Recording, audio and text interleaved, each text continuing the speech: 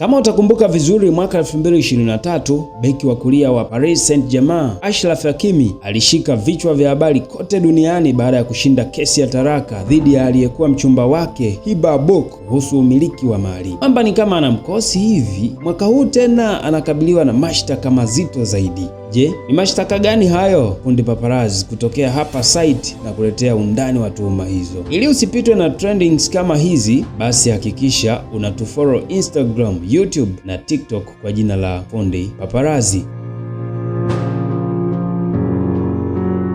Kupitia ukurasa wake wa X zamani Twitter, Achraf Hakimi amethibitisha kuwa siku za hivi karibuni atafikishwa mahakamani kufuatia tuhuma za ubakaji. Mchezaji huyo wa kimataifa wa Morocco mwenye umri wa miaka 27 anakanusha kufanya kosa lolote na amesema kwake ni fursa ya kusafisha jina lake. Tarehe ya kuanza kwa kesi hiyo bado haijapangwa. Wenda unajiuliza, kesi hii ipoje na ilikuwaje? Kesi hiyo inahusiana na tukio linalodaiwa kutokea Februari 23 ambapo mwanamke mwenye umri wa miaka 24 alidai kuwa Hakimi alimshambulia kingono. Mlalamikaji alisema alikutana na Hakimi kupitia Instagram Januari 2023 na kwamba mchezaji huyo alimlipia taksi hadi nyumbani kwake. Alidai kuwa Hakimi alimbusa bila ridhaa yake na kumbaka. Ofisi ya mwendesha mashtaka ya Nanterre yenye mamlaka katika kitongoji cha Paris ambako tukio hilo linadaiwa kutokea ilifungua uchunguzi mwaka 2023 na Jumanne wiki hii ilithibitisha kuwa Hakimi atafikishwa mahakamani, na hii ni kwa mujibu wa The Guardian. Hayo pia yamethibitishwa na mwenyewe Hakimi ambapo Jumanne Februari 24 Hakimi alitangaza kupitia akaunti yake ya X kwamba kesi hiyo itapelekwa mahakamani. Nikimnukuu, Hakimi ameandika hivi: